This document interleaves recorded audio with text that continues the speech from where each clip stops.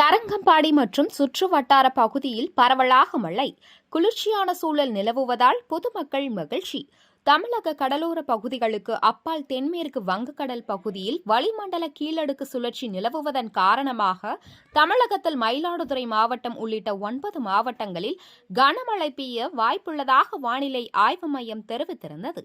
அதைத் தொடர்ந்து இன்று 18ஆம் தேதி காலை முதல் மயிலாடுதுறை மாவட்டம் முழுவதும் வானம் மேகமூட்டத்துடன் காணப்பட்டு வந்த நிலையில் தற்போது தரங்கம்பாடி மற்றும் சுற்றுவட்டார பகுதிகளான திருக்கடையூர், பொறையூர், செம்பனார்கோவில், ஆக்கூர் உள்ளிட்ட பல்வேறு பகுதிகளில் பரவலாக மிதமான மழை பெய்து வருகிறது. இதனால் குளிர்ச்சியான சூழல் நிலவுவதால் பொதுமக்கள் மகிழ்ச்சி அடைந்துள்ளனர். மேலும் இந்த மழை நீடித்தால் அறுவடைக்கு தயாராக உள்ள செம்பா நெற்பயிர்கள் வயலில் சாய்ந்து சேதமடையும் என்பதால் விவசாயிகள் கவலை அடைந்துள்ளனர்.